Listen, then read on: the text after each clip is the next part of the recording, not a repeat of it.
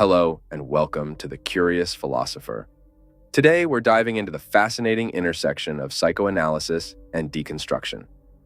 We'll explore how Jacques Derrida's ideas can give us a fresh perspective on Sigmund Freud's theories of the mind. Let's start with Freud. He believed our minds are like houses with hidden basements, the unconscious.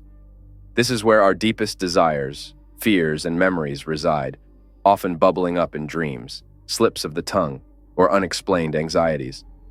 Now enter Jacques Derrida. He was fascinated by language and how it shapes our understanding of the world. Derrida argued that words don't have fixed meanings, but are constantly shifting based on context. He called this process deconstruction, a way of taking apart ideas to reveal hidden assumptions and contradictions.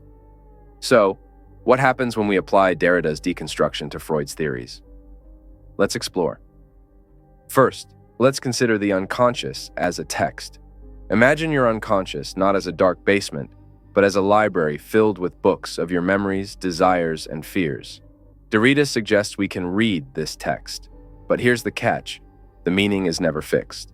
Just like words change meaning in different contexts, the stories in our unconscious can be interpreted in multiple ways. This leads us to dreams. Freud saw dreams as coded messages from our unconscious, with specific symbols representing hidden desires. But through Derrida's lens, dreams become more like an ever-changing play. The symbols are actors, constantly shifting roles. There's no single correct interpretation. The meaning is always in flux, depending on our current experiences and perspective. Now, let's tackle Freud's concept of repression. Freud believed we push down uncomfortable thoughts and feelings. But Derrida's ideas suggest that even when we repress something, it leaves a trace. These traces can manifest as recurring dreams, unexplained anxieties, or sudden emotional reactions. This means our past experiences continue to shape us in subtle ways, even when we try to forget them. One of Freud's most controversial ideas was the Oedipus complex, the notion that young children unconsciously desire the opposite sex parent and see the same-sex parent as a rival. Derrida's deconstruction invites us to question this. Is the Oedipus complex a universal truth? Or is it a narrative shaped by specific cultural and linguistic contexts? By changing the words we use or considering different family structures, does the theory still hold up? Derrida also challenges our notion of a unified self. We often think of ourselves as having a single, coherent identity, but Derrida suggests that the self is actually fragmented and constantly changing. We play different roles in different situations, and our thoughts and feelings shift from moment to moment. This isn't a weakness, but a source of creativity and adaptability. Finally, let's look at Freud's concept of the death drive, an unconscious urge towards non-being. Through Derrida's lens, we can reinterpret this not as a desire for destruction, but as a longing for a state of pure difference, where meaning is not yet fixed. This drive becomes a creative force, pushing us to explore new possibilities and push boundaries.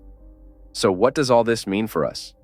By applying Derrida's deconstruction to Freud's theories, we open up new ways of understanding ourselves and the world around us.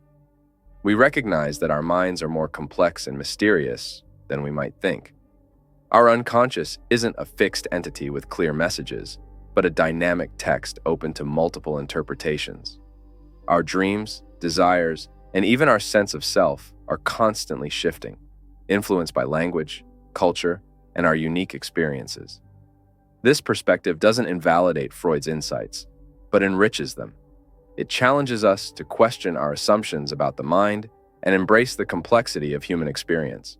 It reminds us that understanding ourselves is an ongoing process, always open to new interpretations and possibilities. As we wrap up, remember that this is just the beginning. There's so much more to explore in the intersection of psychoanalysis and deconstruction. If you want to learn more, read our book, Deconstructing the Couch, Derrida Dreams of Freud. It dives deeper into these concepts and offers even more insights into the fascinating workings of the human mind.